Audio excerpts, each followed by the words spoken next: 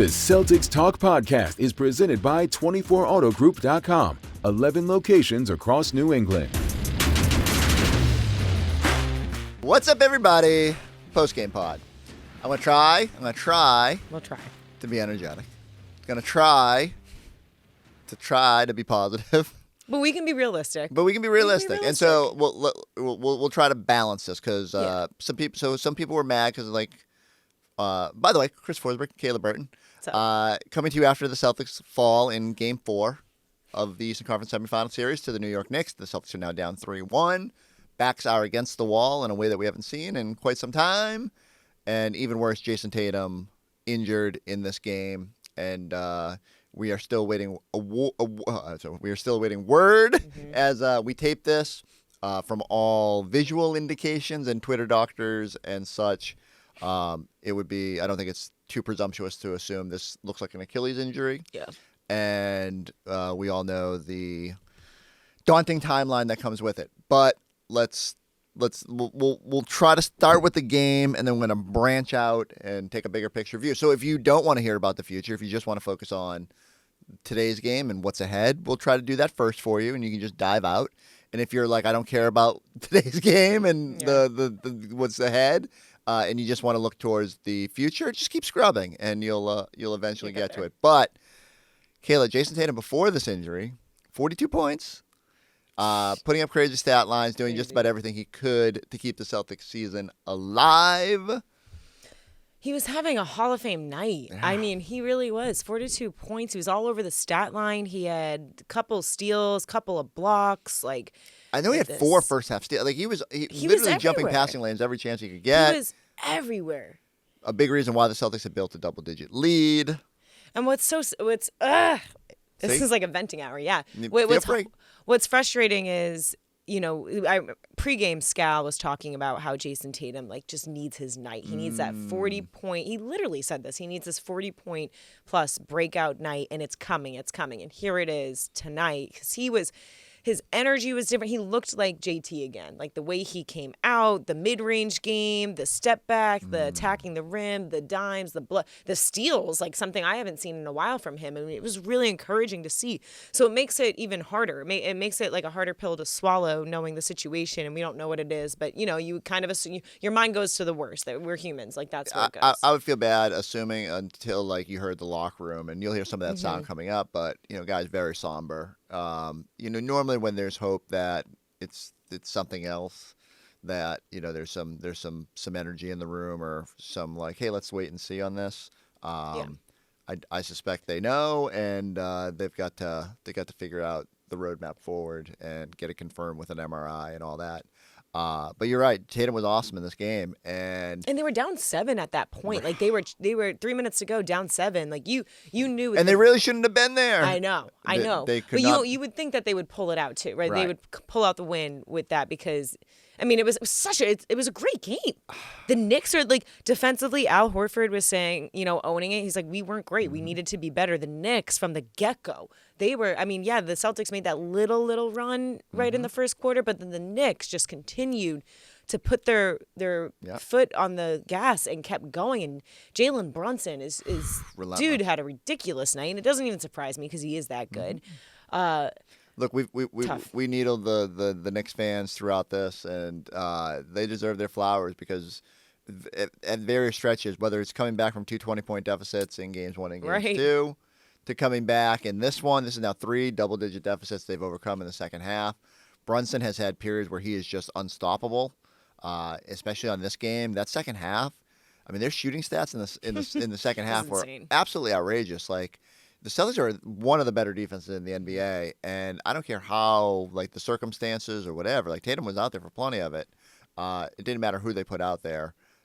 They could not kind of catch themselves, and everyone had, Al had been so good in this series, and tonight, just didn't have the same juice that he had coming off the 2-day break before Game 3, and, Kristaps is still kind of finding his way, and Jaylen had a rough night, and so... It all adds up where this thing got away from you quick. And it's so weird because, when they're down 2-0, I'm like, all right, they messed up in the end of these games. They're going to find a way. It makes it so much worse. It makes it so much worse when they were down 2-0 because now you the worst side of you comes out, not you, but like all of us. It's probably me too. Saying like, if they had won those games, well, now they're in a position where they can still close out this series. We do this all the time, right? Like we second guess, we nitpick. And it's not over. Eddie House would come in here right now and slap both of us. He's absolutely fair. He was passionate. We'll get to that in a minute. Yeah. Celtics players were trying to put on a brave face, but I mean, could you put whereas it felt like the Celtics maybe fumbled away, and again, not taking anything away from the Knicks because they deserve the credit for you don't have 2 20-point comebacks without doing something right.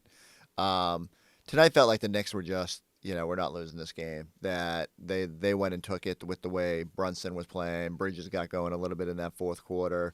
Is that fair that the Knicks sort of deserve the credit I thought tonight? it was going to go to I really did think it was going to go to the final minute. Like, I didn't think that the Knicks, even with 3 minutes to go and Tatum leaving the game with his injury, like, I still thought, well, after that, I didn't think it was the Celtics. But prior to that, like, right at that moment, I was like, okay, the Celtics love these moments. But I will say the Knicks have proven that they'll fight. Joe Mazzulla has been harping each day about this series, about closing out quarters. And that's something that the Knicks have been able to do over the Celtics, other than Game 3. Like, otherwise, Game 1, Game 2, the Knicks, they closed out each quarter. They made their runs at the end, and that's what they were doing in this one. So, yeah, I mean, if you were to put your marbles on one side or the other, I would say the Knicks definitely had that going for them. But I think the Celtics had enough juice that it was such a competitive game. Like, you were on the edge of your seat the entire time. And then when you see Mikal Bridges, man, God bless that dude, because he's just in that second half will just boom, fire Fourth away, quarter get going, and then he's like their Derek White, right? Like all of a sudden they just go to another level. And OG Anunoby, he was quiet the past 2 games, only having 7 points, and he started to get going. And he had that 29-point game 1, and Brunson being Brunson, like they really were making a statement at their home court. And yeah, I was really curious to the end. I didn't think for a second like, oh, the Knicks got this, but I did. It was trending in that direction, especially Chris in that third quarter where it just totally got away from the Celtics. I think there was a point in the fourth quarter where me and Scal were sitting there and we said, if they don't get a defensive stop here, they're not winning this game, and they did not get many defensive stops in that fourth quarter. After the game, players were peppered with questions about both Tatum and letting this one get away and moving forward. So let's take inside the locker room. Here's a little bit from Al Horford and a little bit from Kristaps Porzingis. Yeah, just shocked with that. Just waiting to see what the results are. Have you guys had a chance to see him? Excuse me? Have you had a chance to see him? Yes. Obviously, there's a lot of stuff that's going through everybody's minds right now. Sort of where is your head at after the way that fourth quarter played out from both, obviously, the result standpoint and with what happened with him? At this point, I'm concerned about Jayson. That's most important to me. The game stuff will address it, but I'm just hoping that he's okay. What do you guys? What went wrong defensively in the second half to make sure able to get in rhythm early in the third quarter and keep it going? Yeah. I felt like they, our defense just wasn't good for the first time in 4 games. Defensively, we didn't play to our standard, and we have to get together tomorrow, look at this film, and be better because just defensively, just giving up a lot of shots that we haven't been, and giving them momentum. So definitely have to be better defensively to give ourselves a chance. Now there's a game in like less than 48 hours. How do you guys kind of get over the emotional toll of this situation and kind of refocus and come together, knowing that the series isn't over just yet, but it's going to be looks like pretty tough. Yeah, no question about it. It is an uphill battle, but for our group, we have to turn that page quickly and do our first job, which is to, win on Wednesday.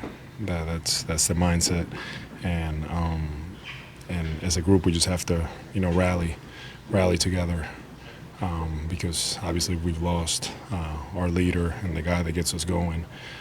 So we have to come together as a group. Yeah, but when you see something like that happen, you've been around him your whole career, his whole career. how concerning is that, and what do you kind of think about in that moment? Well, it's very concerning. Just from the care that that I have for him, and what he means to us, what he means to Boston. Just very tough for us, and more importantly, it's just really tough for him right now. So, let's see what happens. But just very tough for our group altogether. Kristaps, can you just describe what's going on in your head and when you see Jayson unable to get up? Yeah, I mean, honestly, I don't know what to make of it. Obviously, it looked like it.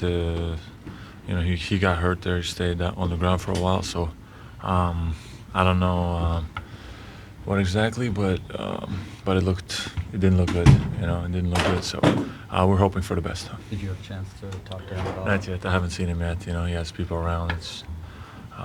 It's probably an overwhelming moment now, right now. What's kind of the mood?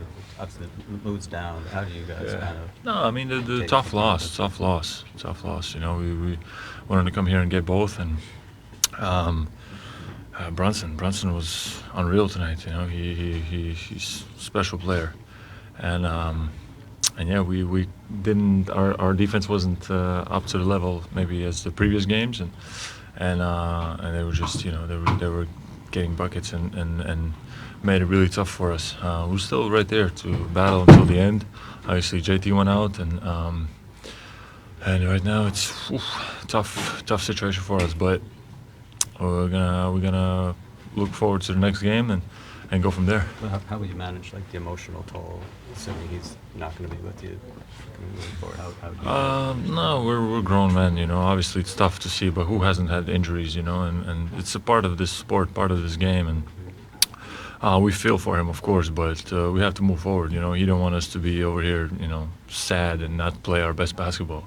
So we're gonna go out there and leave it all out there and live with the result.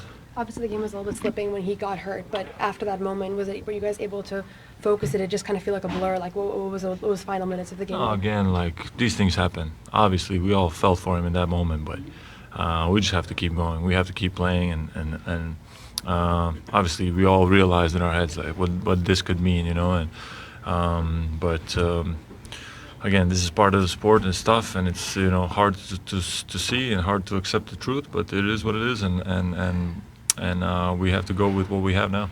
Bit of a larger workload for you tonight. How did you feel out there? Today was first day I felt decent, honestly. Just everything, just my energy. I was a bit more uplifted, and just maybe didn't have my best game anyway, but energy was good, and I felt I could go a bit more up and down, so that's positive.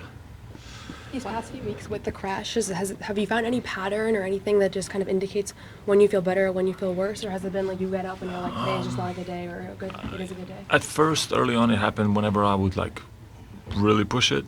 It just even as soon as I got sick, I was kind of preparing myself for the Lakers game. I don't know if you guys remember, but we had the Lakers game, big TV game. I went really hard the day before, and right after that, I was knocked out. I could not move. So, and it's been kind of like this. Some days, even though I go really hard, I'm okay. But sometimes it just leading up to the second series, I did everything perfect, rest, nutrition, and just in the first game, it hit me so sometimes it makes sense, but this time it didn't make sense, so it completely caught me off guard, and I just had to, deal with it, as it came, and it's weird, honestly, super weird, but I'm happy now. I'm feeling better again, and I think I just have to stay on top of everything, and nutrition, hydration, all these simple things, and then some of the things that are working for me right now that I have to keep doing those. All right, Kayla. So now the task at hand. Before we cross the ramifications of Tatum Bridge, let's just keep it on Game 5. Yeah. It's funny. I was just doing a little segment with our NBC 10 friends, and I was like, when the Celtics playing Game 5, my mind has just been completely erased by the happenings of tonight. Game 5, Wednesday night, TD well, Garden. Wait, let me pause you. It's also, I'm kind of laughing because you're sitting there in this. Chris intentionally wore this like great suit. Like if you're listening, I like the suit. I like the tie. I really like it. And you don't usually wear ties, right? I do not. And so you blame yourself, and that's not fair. I don't know that's why. Too extreme. Maybe because the sun was out and I was just kind of feeling it. Like, you know, it wasn't the suit. I just laughed because you're sitting there in your sorrows and like sitting in this great suit you planned for. I picked the worst night possible. But look, this series is not over, y'all. Okay. And I'm not trying to be like, you know, the optimistic whoever over here and I'm gonna find the silver lining. Like I will say it sucks if mm-hmm. Jayson Tatum's status is what we think it is. Not a great situation, right? We all know that. But at the same time, this is a team that, yes, they struggled in this series. Down 0-2, got the Game 3 win. Even in this one tonight, like defensively, didn't look what they needed to be. Now my questioning is, I'm not focusing on Eastern Conference Finals or NBA Finals right now. It's how do they win Game 5, and I'm really curious to see how Derek White, Jaylen Brown, specifically those are the two guys that need to crank it up that much more. And Derek White has actually had a pretty strong series so far. 100%. Okay, Jaylen Brown, 20 points. He's going to have to crank it up even more. And then you need the other guys to contribute. Yeah. It was encouraging to know that Kristaps Porzingis said he felt a little better. He only had, 7 points, 4 boards. Like, wasn't great around the stat line. But now you can only imagine, if you guys have played basketball, any sports, like when the star player goes down, it's like a knife to the chest for a second. And then you're like, we got to go do this for JT. We got to go. So, and you know Joe Mazzulla is going to, I don't know what line he's going to have ahead of that one. But you know those guys are going to come together. Now it's just about how they actually execute each quarter, because the Knicks, they've just been capitalizing off the Celtics' mistakes defensively or not closing out rebounds. Yeah, like those live turnovers in games 1 and 2. So every option you give them, they've taken full advantage. I do think, just as you said, you know, I start thinking about the year. You didn't have Kristaps at the start. You played a lot of games without Jaylen Brown. Drew Holiday missed time. And it was never an excuse of why you didn't win that night or why you couldn't compete that night. So Tatum's been out. He sat out more probably. I'm trying to think. I would say, I don't know the exact number, but I would say he sat out more games than they've usually been able to get him to throttle down this year, understanding the task at hand. And you do start thinking about all the basketball that he's played over the past year and how much that contributes to just wear and tear injuries. But ultimately, they've moved the ball well when he's not out there. They need to embrace that. They need to embrace just defensively. The Knicks have one of the things that outside of this second half, they've struggled to put points on the board consistently. You just need to lean into your defense, transition offense, value the basketball. And you can't do anything more than focus on Game 5. Can't win three on Wednesday night. You can win 1, though. And just get that ball rolling. All right, now the part that most people are going to want to talk about. But first, before we get into the Tatum future, here's Jaylen Brown on his mindset. See? You're crushed. I'm losing you're my, crushed. I'm, no, I'm, you're I'm hurt. losing my mind. I'm losing my mindset. Here's Jaylen Brown on the task at hand. Jaylen, obviously, basketball, like you guys are going back to Boston for Game 5. Something like this happens. Like this is bigger than that. How do you focus on what is going to be like a season-deciding game when something like this is happening? Yeah, we take the night and get back up tomorrow. Tomorrow's a new day, and we go from there. Have you gotten a chance to talk to Jayson since the game? No, I didn't get a chance to.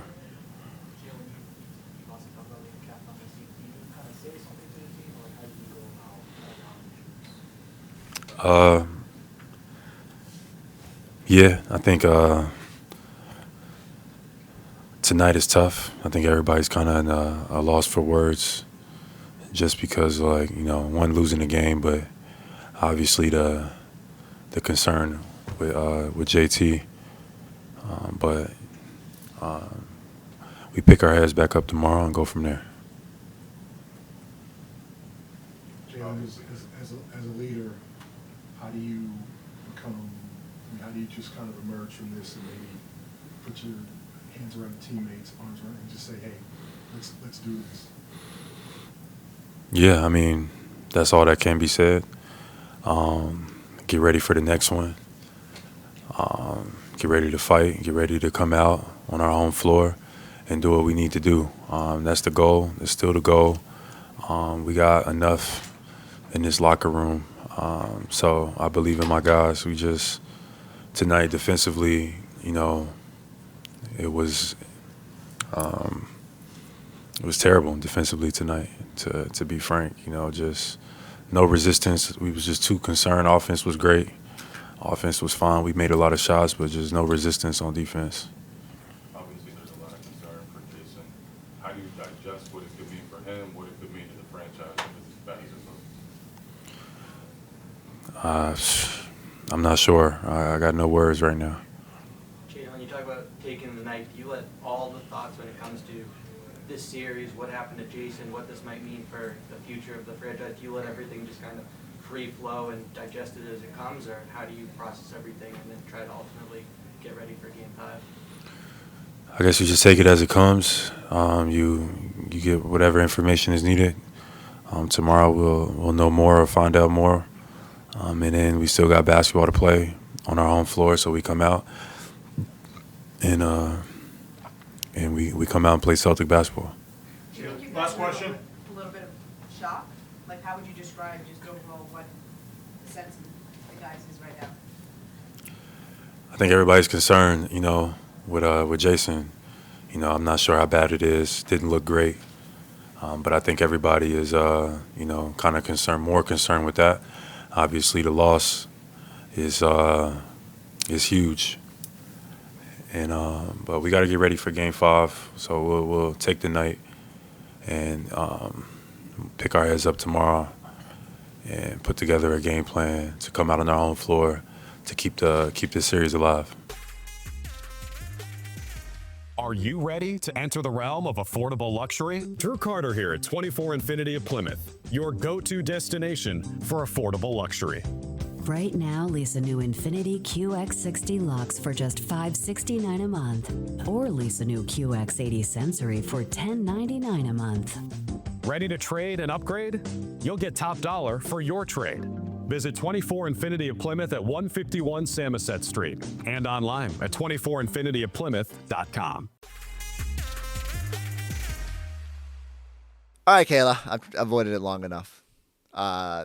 If you just scrubbed here, you didn't miss much.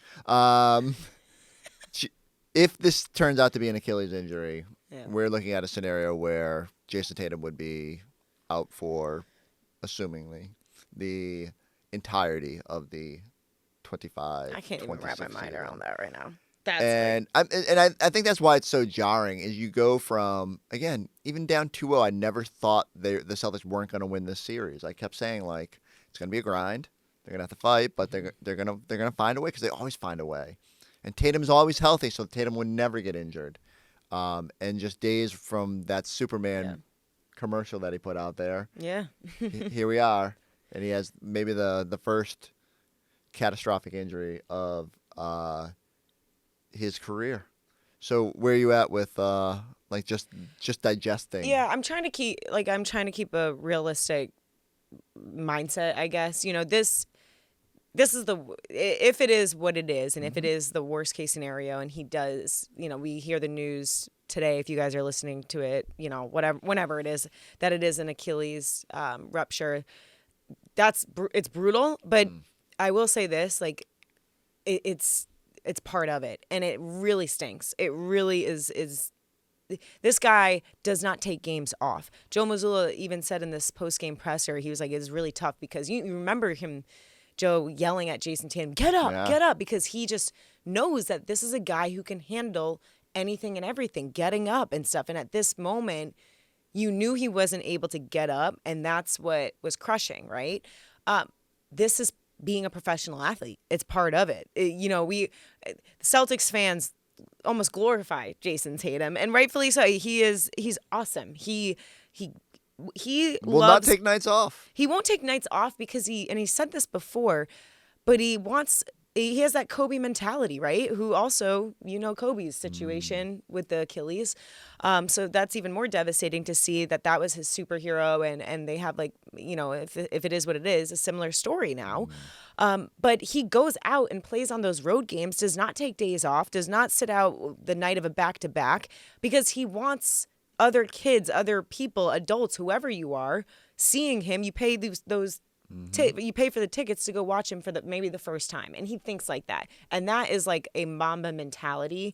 So it's devastating to see this scenario, but it's part of his testimony. This is going to be, I will say, this may be the light in this. Like, look, no superhero goes without a battle and has a clean slate and a perfect life and record and story. Like, this is part of the game. It's part of the journey, what you, right? And it sucks because you pour your blood, sweat, and tears. Like, Scal was saying, and Scal and Drew and Abby travel each and every game with the team, and they see all the rehab that he does.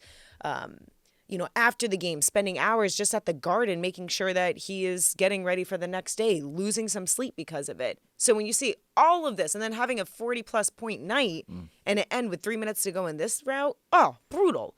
But his bounce-back game will be, unbelievable. And I'm sure he'll put in. He's gonna.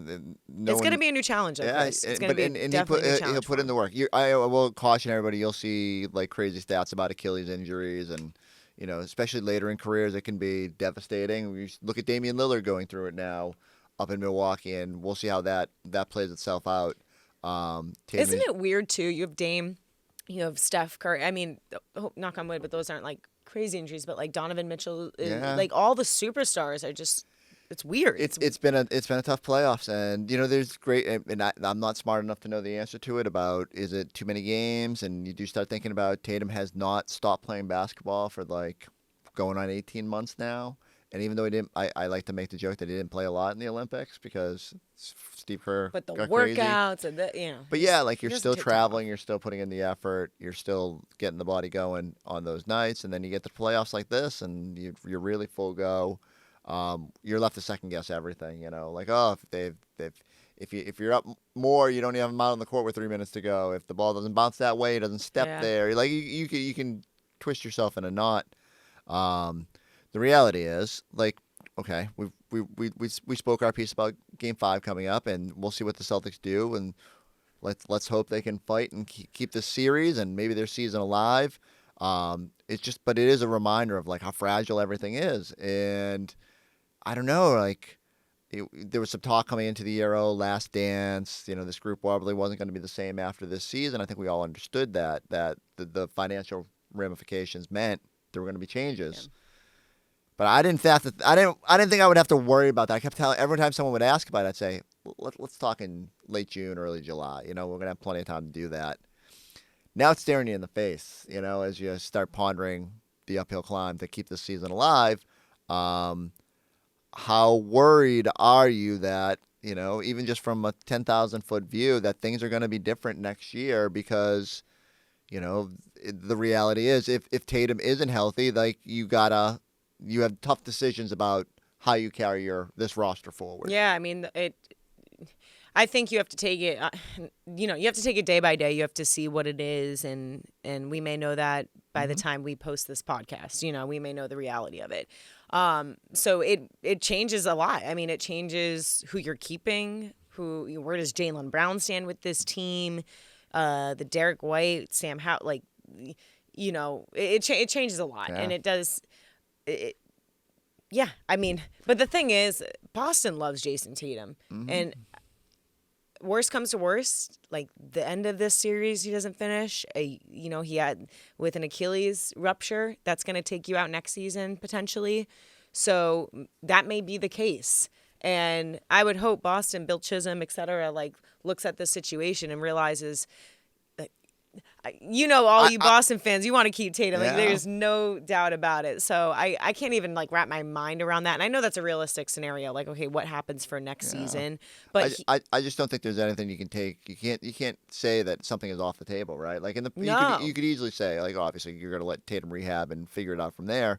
But the reality is you're already going to have to make tough decisions. And then you have to think about how he's going to come back. Right. Because when this happens, like I think about football. I think about when you have an ACL tear or Achilles tendon, whatever it is, like, are you not the same, but are you the same? Are you able to come back? The kind of Jayson, all of that starts to play in. So there's definitely going to be conversations about all this. You just start thinking about, there have been guys who went through it. And again, the benefit of being before 30, I think will help him attack it a little bit more. I suspect he'll come back and be pretty close to the version of Jayson Tatum we have. But again, that's going to depend. We'll hear a lot more about that as we get into the rehab phase of whatever his announcement is eventually.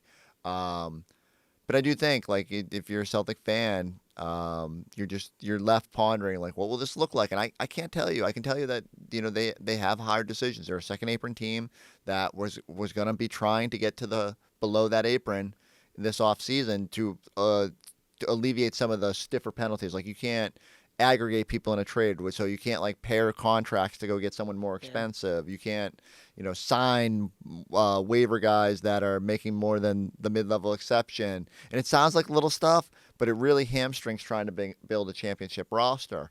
So especially if you don't have a superstar like Jayson Tatum and you're not necessarily in the mix as much as you might think, it could force, if you were on the fence about decisions, it makes it a little tougher. So you can talk about Al Horford at soon to be 39 years old. If you're a championship level team, you're probably bringing him back.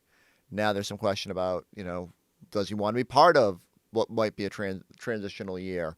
Luke Cornett is the other free agent to be. And, again, Luke is great and someone you want to nurture as part of this. I'll be very interested to see what they do with him. But maybe if you're saving money if Al decides to go chase a title somewhere else, and again, these are questions we'll spend a lot more time on down the road. But I'm just giving you trying to give the 10,000-foot view where my mind goes. It's tough, and so KP and Drew, you brought them in for the championship run, but they are expensive luxuries. So are you keeping them? I will say this. Whatever they decide with Jaylen Brown, whether it's the best, most prudent to just ride forward with him and for him to take on more next year to show get every opportunity to show what he can do in a superstar role. If that happens, you'll find out a lot about Jaylen and what he can do. And he's thrived in those situations before, even in just individual games where they haven't had the full complement of players. So there'll be things to watch. I'm not writing off this team couldn't be competitive, and not even for next year. Jaylen Brown right now. Yeah, this is his time to say, okay, opportunity. Everyone is looking at me. Not Derek White needs to keep being Derek White. Mm-hmm. Peyton Pritchard. I even want Sam Hauser being bad. I don't know how bad that ankle injury is or what he's dealing with is, but all these guys need to step up. But specifically Jaylen Brown, this to even game 5, this is his time to be okay, weight's on my shoulders. I'm going to carry this team over the hill, and let's see how far we can get. And that'll be me tomorrow morning. I will put this Tatum injury aside. I will say there's no sense sweating what we'll find out. It'll about this sting. Injury. It'll still hurt. It'll be definitely. And I think the players were feeling that tonight. But same deal. Yeah. They'll turn the page tomorrow and go. They have we're not going to sit here and cry and feel bad for ourselves. Yeah. No one's going to feel bad for you. But yeah, it's gonna take an effort to get yourself back into this series. All you can do is start with one. And here's the thing: they are pros. They know. A lot of these guys have been in this for a minute. They've been in it for a good amount of time, and they know that they didn't expect this. No one expects. You wish for the best, and you always pray that everyone stays healthy, and that's just not the reality of professional sports.